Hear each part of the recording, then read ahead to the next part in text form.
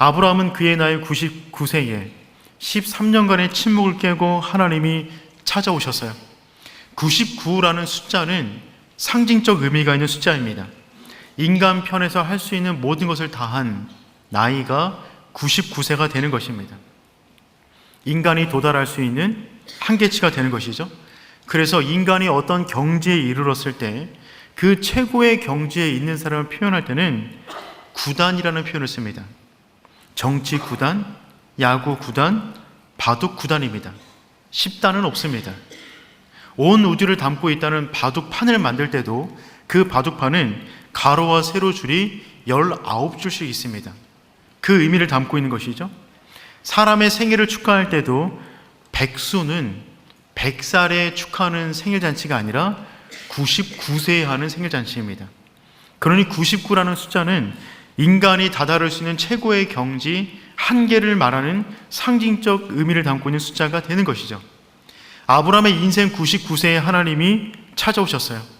그의 인생 99세라는 말은 그가 할 수 있는 모든 최선을 다했다는 말입니다. 그가 할 수 있는 모든 최선을 다했는데 그에게 남아있는 것은 이스마엘 하나밖에 없었어요. 그마저도 하나님이 약속하신 약속의 자녀가 아니었습니다. 우리 인생 역시 마찬가지입니다. 우리 인생의 99라는 인생의 한계 앞에서 멈춘 분들이 많이 계십니다. 인생을 최선을 다해서 살았습니다.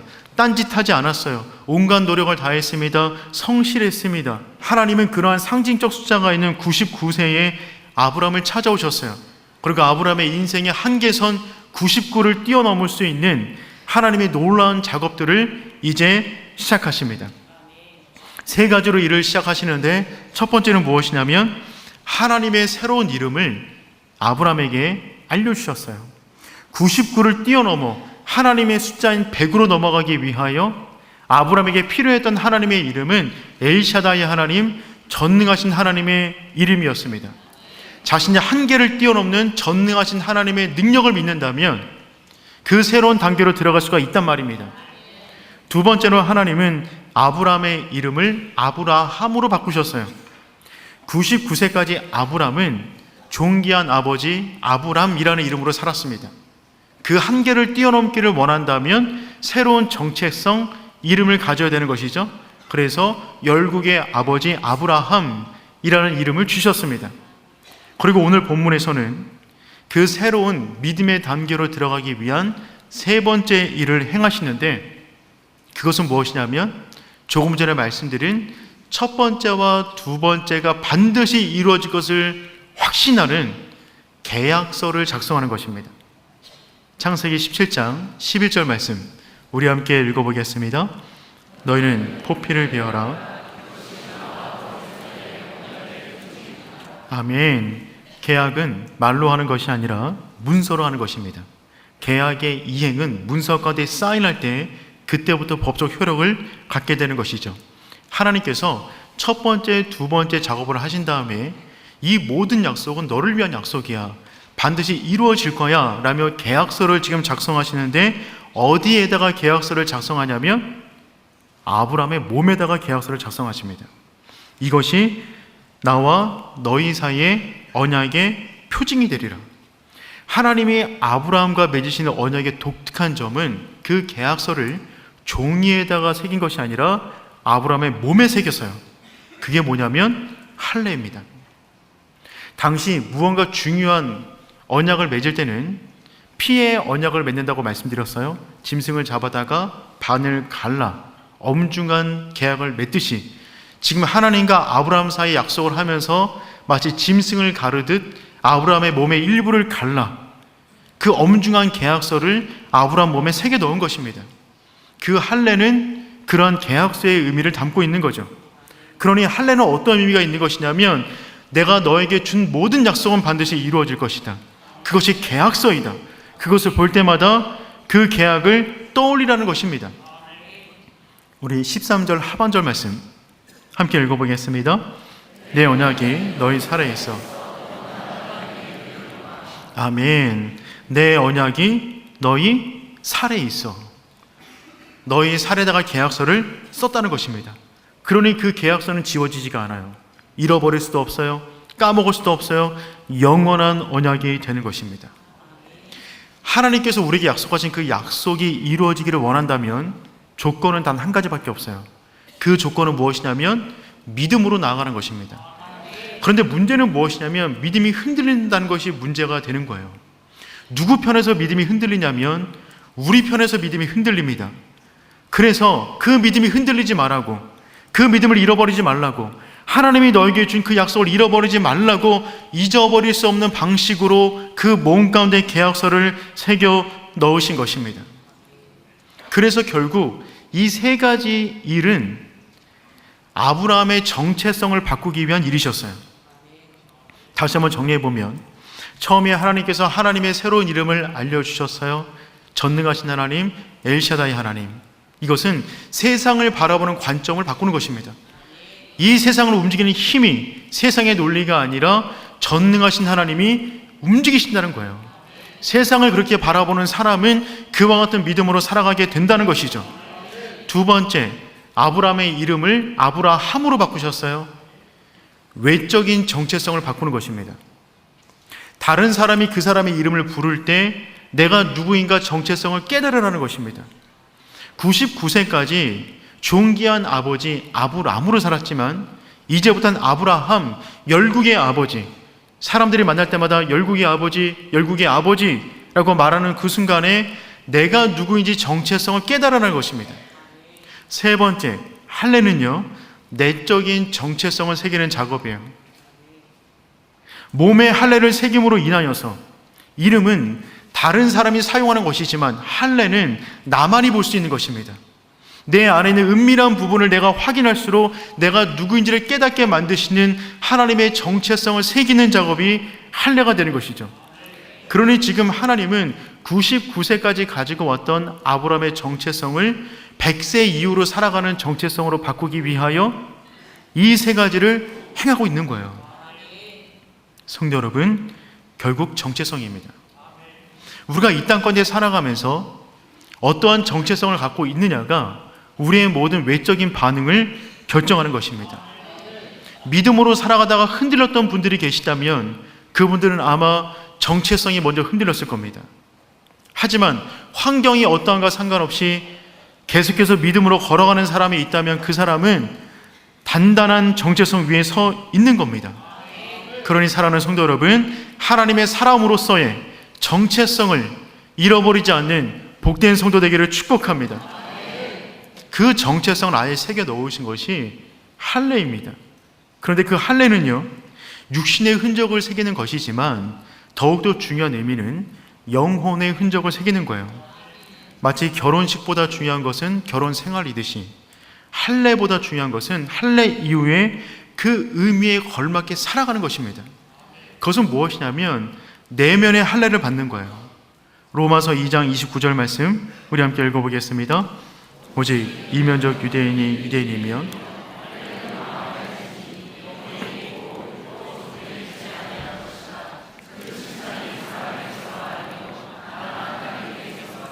아멘. 신약 시대를 살아가는 우리는 더 이상 유대인처럼 할례를 행하지 않습니다. 하지만 육신의 할례를 행하진 않지만 더 중요한 할례를 행하는 것입니다. 그것은 어떤 할례이냐면 영혼의 할례가 되는 거예요. 할례는 마음의 할지니. 원래 할례는 육체의 흔적을 남기는 거지만 보다 중요한 것은 영혼을 잘라내는 것입니다. 우리 영혼 가운데 쌓여 있는 포피를 잘라내므로 우리 안에 있는 세상을 향한 정욕과 탐심과 쾌락과 그 욕심들을 잘라내는 거예요. 마치 짐승을 죽이듯 내 신체 일부를 잘라내어 나는 죽고 이제 예수로 다시 살아갑니다 라고 하는 삶의 고백이 할례가 되는 것이죠.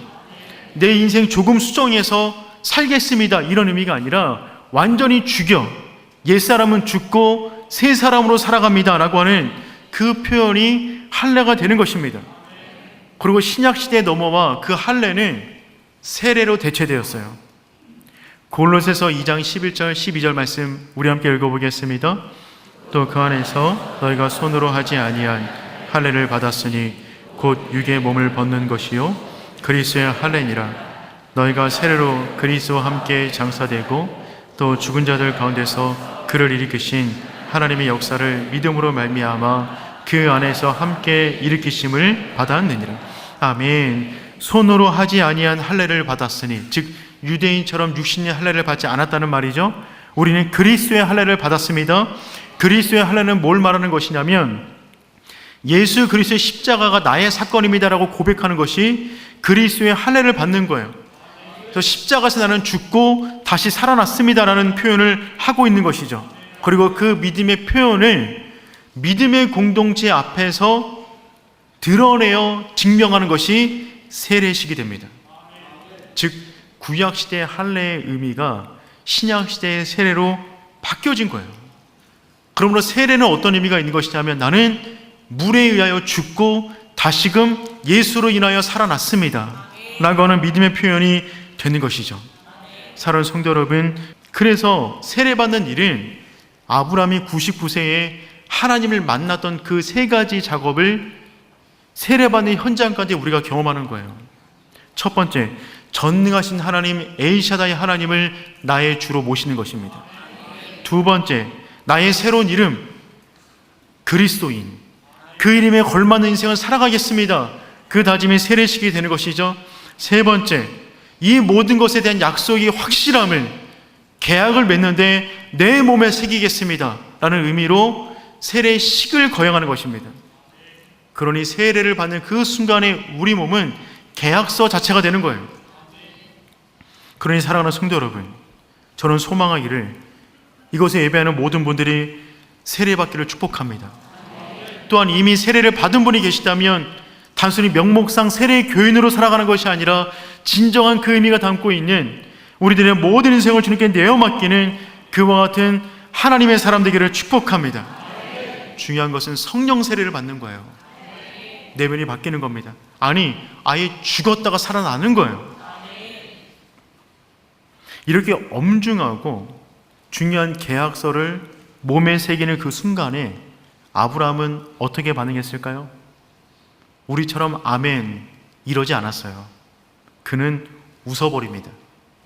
17절 말씀 읽어보겠습니다. 아브라함이 엎드려 웃으며 사라는 90세니 어찌 출산하리요 하고, 이 엄중한 시간에 아브라함은 뭐하고 있냐면 웃고 있어요. 웃음에는 여러 가지 의미가 있습니다. 사람은 다양한 의미에서 웃고 있습니다. 첫 번째, 마음이 너무 즐거우면 유쾌하게 웃는 거예요. 우리가 보통 웃는 웃음이 되겠죠? 두 번째로, 긴장을 해소하기 위한 웃음이 있어요. 프로이트는 이 웃음을 억압된 감정의 해소라고 말을 했습니다. 무언가 실수를 하고 멋쩍은 상황에서 도리어 웃어버리는 경우가 있잖아요. 내 안에는 긴장을 해소하는 일종의 방어 기자가 되는 것입니다.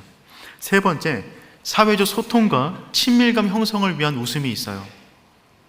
하나도 웃기지 않은데 그 사람과 관계상 웃어주는 것입니다. 회사 갔는데 직장 상사의 어이없는 아재 개그에 박장대소하는 우리의 모습 있잖아요. 그게 바로 이와 같은 웃음이에요. 네 번째 웃음은요, 인지적 불일치에서 오는 웃음이 있어요. 내가 알고 있는 내용과 뭔가 다른 내용이 들어왔을 때 그냥 실수해버리는 겁니다. 실수. 그렇다면 아브라함은 지금 이 순간에 왜 웃고 있는 거죠? 아브라함이 한 말에서 우리는 그 근거를 찾아볼 수가 있어요. 17절 말씀 읽어보겠습니다. 아브라함이 엎드려 웃으며 마음속으로 이르되 100세 된 사람이 어찌 자식을 낳을까? 사라는 90세니 어찌 출산하리요? 하고, 아브라함의 웃음은 어떤 웃음이었냐면 하나님의 큰 약속 앞에 내 인생의 벽을 만난 거예요. 하나님의 엄청난 말씀을 들었는데 내 처지를 보니까 도저히 그것을 이룰 수 없을 것 같은 자신의 한계를 본 겁니다. 거기서 나오는 쓴 웃음이었어요. 비웃는 게 아니에요. 비웃음은 말한 대상을 조롱하는 웃음입니다. 예를 들어서 롯이 사위들에게 소돔 땅이 멸망한다고 말했어요. 그때 사위들은 농담으로 여겼습니다. 그 단어가 비웃는 단어예요. 즉 말한 대상을 조롱하는 것이죠. 근데 아브라함은 하나님을 조롱할 마음이 없어요. 하나님을 믿어요. 여기까지 왔어요. 그런데 하나님의 그 엄청난 말씀을 듣는 그 순간에 자신의 현실의 벽을 맞이하게 된 것이죠. 내 나이가 99세인데 어떻게 자식을 낳겠습니까? 내 아내도 그러한데 어떻게 자식을 낳을 수 있겠어요? 하나님의 약속은 너무 감사하지만 자신의 현실의 벽 앞에 그 하나님의 말씀이 나의 약속으로 다가오지 않는 것입니다. 여러분, 지금 아브라함은 어떤 자세로 웃고 있나요? 말씀을 보니까 엎드려 웃었어요. 엎드린다는 말은 무슨 말입니까? 경배한다는 말이에요. 예배한다는 말이에요. 존중한다는 말이에요. 하나님 말씀하시자 그 믿음을 가지고 그 앞에 경배하고 있어요. 근데 경배하는 그 순간에 하나님께서 그 인생을 향한 엄청난 약속을 말씀하셨는데 그 말씀보다 현실의 벽이 더 높으니까 그 말씀에 자신의 처지를 보며 쓴 웃음이 나온 거예요. 여러분, 이와 같은 쓴 웃음 우리 역시 어디선가 많이 들어봤잖아요. 낯설지가 않아요. 어디서 들었습니까? 나에게서 들었어요. 나에게서 들었어요. 우리 역시 지금 하나님을 경배하는 자리에 나왔습니다. 예배하는 자리에 나왔어요. 우리 지금 엎드려 있는 거예요. 이 순간에 하나님께서 우리 인생을 향한 다른 사람의 말씀이 아니라 여러분 인생을 향한 말씀을 전해주고 계십니다. 그런데 그 말씀을 듣는 그 순간에도 우리는 그 말씀을 그냥 내 인생을 향한 레마의 말씀으로 품는 것이 아니라 내 인생의 벽이 너무 높다 보니, 내 현실이 고달프다 보니 그 말씀을 있는 그대로 받아들이지 못하고 쓴 웃음을 짓고 있다는 것입니다. 그 순간에 아브라함은 자신의 속마음을 이렇게 말을 합니다.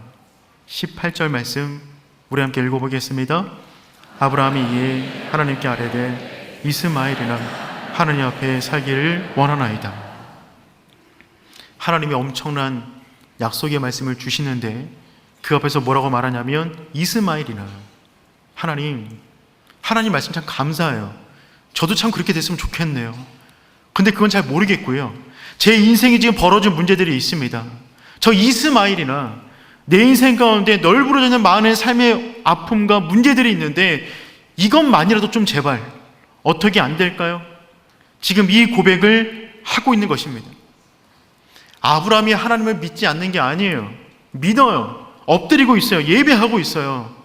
근데 그 말씀을 내 인생에 비춰보니 안 될 것 같으니 그 말씀에 쓴웃음을 짓고 현실의 문제만 그냥 주목하고 있는 것입니다.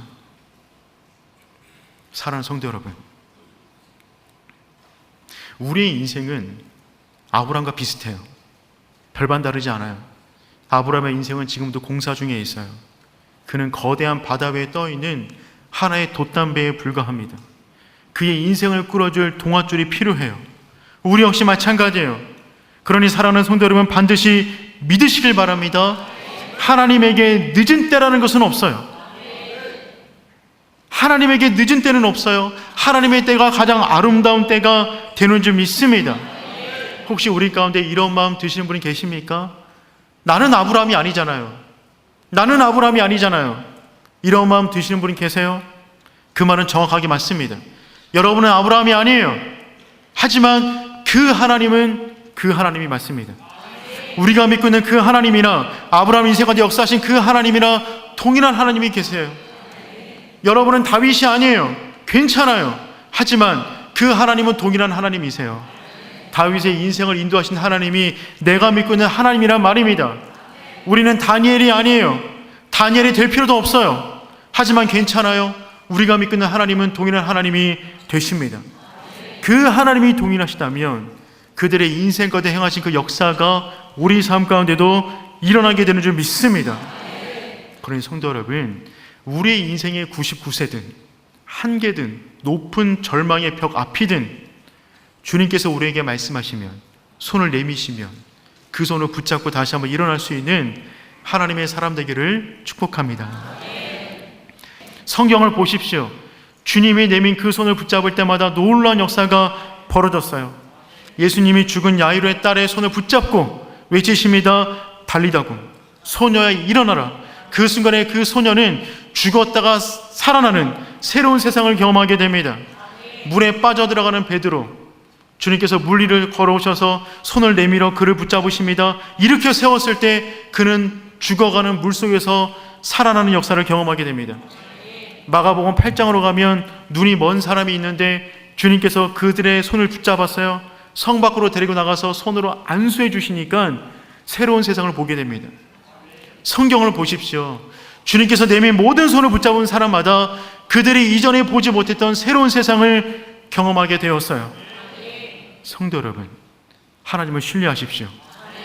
그 손을 붙잡으세요. 내 인생에 쓴웃음이 지어지는 그 순간에도, 내 인생의 절망의 장병 앞에서라도 주님께서 말씀하신다면 그 말씀 붙잡고 주와 함께 동행하는 하나님의 사람 되기를 축복합니다. 너무나 감사한 것은 하나님은 우리의 쓴 웃음에도 화를 내지 않으세요. 하나님은 우리를 이해하시는 분이십니다. 하나님의 마음은 넓으세요. 우리의 쓴 웃음 자체도 품어주세요. 그리고 태어날 아이의 이름을 미리 알려주십니다. 19절 말씀 우리 함께 읽어보겠습니다. 하나님이 이르시되 아니라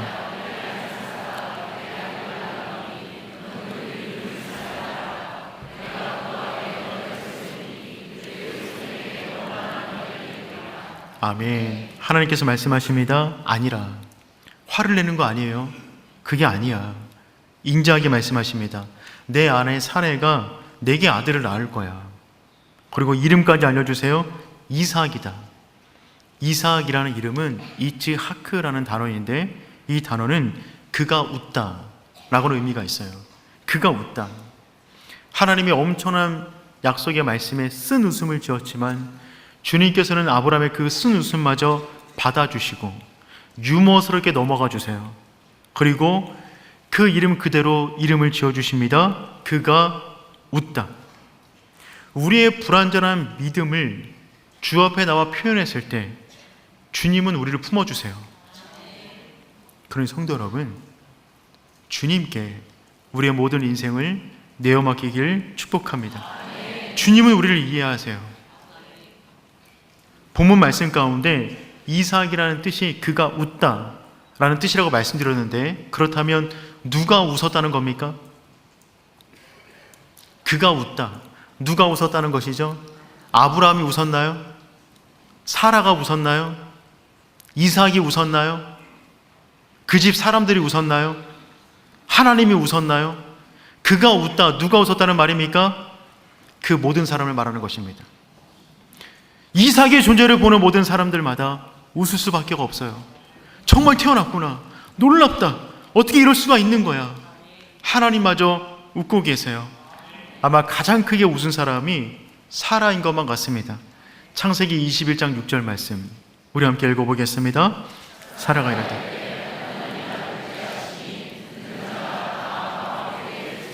아멘. 사라는 이 순간의 그 웃음이 90평생 처음 경험하는 웃음이었어요. 그 전에 웃었던 웃음하고 완전히 질적으로 다른 그녀의 영혼이 완전히 뻥 뚫리는 유쾌, 상쾌, 통쾌한 웃음이 이 순간에 나가는 것입니다. 하나님의 말씀 앞에 쓴 웃음을 지었지만 하나님은 그 쓴 웃음을 받으사 진정한 웃음을 아브라함 가정 가운데 주신 겁니다. 하나님을 믿지만 때로는 인생의 절벽 앞에서 쓴 웃음을 짓고 있는 성도 여러분, 하나님이 그 마음 이해하세요. 그러니 쓴 웃음을 짓더라도 하나님 앞에서 지으십시오. 그리고 하나님께서 말씀하시면 그 손 붙잡으세요.